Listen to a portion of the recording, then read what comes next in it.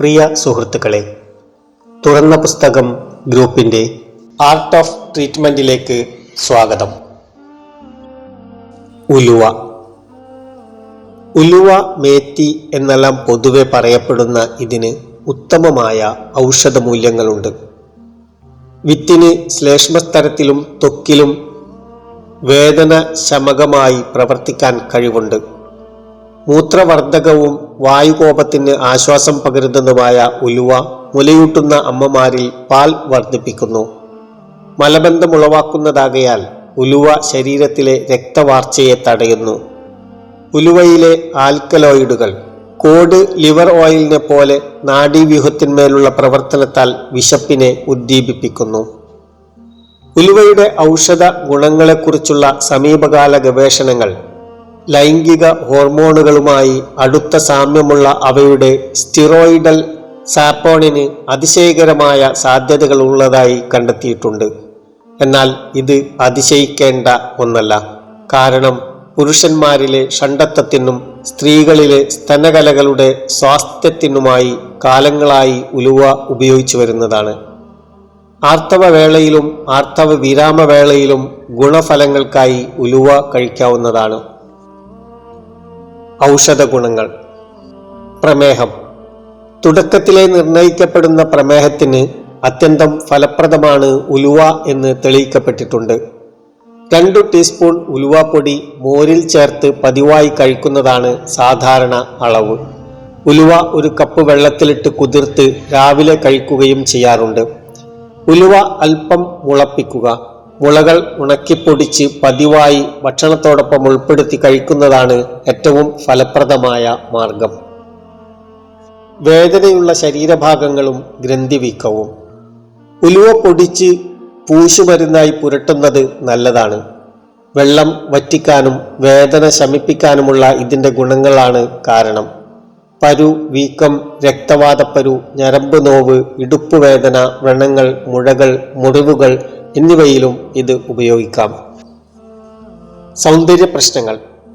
മുഖക്കുരു, ചുളിവുകൾ, കറുത്ത പുള്ളികൾ, ഇരുണ്ട നിറം എന്നിവയ്ക്ക് ഒരു സൗന്ദര്യ സഹായി എന്ന നിലയിൽ ഉലുവ ഫലപ്രദമാണ്.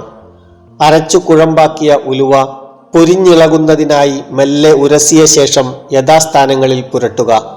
തൈരോ തേനോ ചേർത്ത് മിശ്രിതമാക്കിയ ശേഷം വേണം ഉപയോഗിക്കാൻ. 15 മിനിറ്റ് കഴിഞ്ഞ് ചൂടുവെള്ളം ഉപയോഗിച്ച് കഴുകിക്കളയുകയും വേണം. മുടിയെ പട്ടുപോലെ മിനുത്തതും നിറമുള്ളതുമാക്കാൻ ഉലുവ നല്ലതാണ്. ഇവ മുടിയുടെ സ്വാഭാവിക നിറം നിലനിർത്തുകയും താരനെ അകറ്റുകയും ചെയ്യുന്നു. 2 ടേബിൾ സ്പൂൺ ഉലുവ രാത്രിയിൽ വെള്ളത്തിലിട്ട് കുതിർക്കുക. പിറ്റേന്ന് രാവിലെ കുതിർന്ന് മയം വന്ന ഉലുവ നന്നായി അരയ്ക്കുക. തലയിൽ പുരട്ടുക. അരമണിക്കൂർ കഴിഞ്ഞ് സോപ്പിൻകായ് അല്ലെങ്കിൽ ശിക്കാക്കായ് കൊണ്ട് തേച്ച് നന്നായി കഴുകുക. തൊണ്ടനോവ്, വായ്പുണ്ണ്. ഉലുവയോ അതിൻ്റെ ഇലയോ ചതച്ച് പിഴിഞ്ഞ് പതിവായി 5-6 തവണ 2 ദിവസം കവിൾ കൊള്ളുന്നത് ഫലവത്താണ്.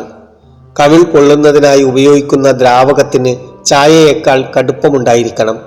1 ടേബിൾ സ്പൂൺ ഉലുവ 1/2 ലിറ്റർ വെള്ളത്തിലിട്ട് താഴ്ന്ന ജൽ 20 മിനിറ്റ് നേരം പതപ്പിച്ച് തിളപ്പിക്കുക. ചൂടാറുന്നത് വരെ തണുപ്പിച്ച ശേഷം അരിച്ചെടുക്കുക. ഈ ദ്രാവകം കവിൾ കൊള്ളാൻ ഉപയോഗിക്കാം. വെള്ളപോക്ക്. ഉലുവ തിളപ്പിച്ച് മാവ് പോലെയാക്കി അസ്ഥിസ്രാവം അഥവാ വെള്ളപോക്കിന് ഫലപ്രദമായി ഉപയോഗിക്കാം. അതിസാരം, വയറുകടി. നെയ്യിൽ വറുത്ത ഉലുവയും ചതവുപ്പയും ചേർന്ന മിശ്രിതം അതിസാരവും വയറുകടിയും തടയാൻ ഉപയോഗിക്കാം. ഉലുവ വറുത്തു പൊടിച്ച് കഷായമാക്കി അല്ലെങ്കിൽ തിളപ്പിച്ച ദ്രാവകം അതിസാരത്തിന് പ്രയോജനപ്പെടുന്ന ഒരു ആരോഗ്യപാനീയമാണ്. ഈ ഔഷധം മോരിൽ ചേർത്ത് വേണം കഴിക്കുവാൻ. വിളർച്ച. ഇരുമ്പിന്റെ അംശം ഉലുവയിലും അതിൻ്റെ ഇലയിലും ധാരാളമായി അടങ്ങിയിട്ടുള്ളതിനാൽ രക്തമുണ്ടാവാൻ സഹായകമാണ്. 2 ടീസ്പൂൺ ഉലുവ അല്ലെങ്കിൽ സാമാന്യ അളവ് ഉലുവയിലെ അരിയോടൊപ്പം വേവിച്ച് അല്പം ഉപ്പും ചേർത്ത് 2 ആഴ്ചക്കാലം പതിവായി കഴിച്ചാൽ ശ്രദ്ധേയമായ വ്യത്യാസം അനുഭവപ്പെടും. ശ്വാസ ദുർഗന്ധം, ശരീര ദുർഗന്ധം. ഉലുവ കഷായം ശ്വാസത്തിലെ ദുർഗന്ധമകറ്റാൻ നല്ലതാണ്. അല്പം തേനോ നാരങ്ങാനീരോ ചേർത്താൽ ഗന്ധം വർദ്ധിക്കും. ശ്രദ്ധിക്കുക, ഉലുവ താപവർദ്ധകമായതിനാൽ വേനൽക്കാലത്തെ അപേക്ഷിച്ച് ശൈത്യകാലത്തും മഴക്കാലത്തുമാണ് കൂടുതലായി ഉപയോഗിക്കേണ്ടത്. പിത്താധിക്യം, രക്തസ്രാവ പ്രവണത എന്നിവയുള്ള വ്യക്തികളിൽ ഇത് വിപരീത ഫലത്തെ സൂചിപ്പിക്കും.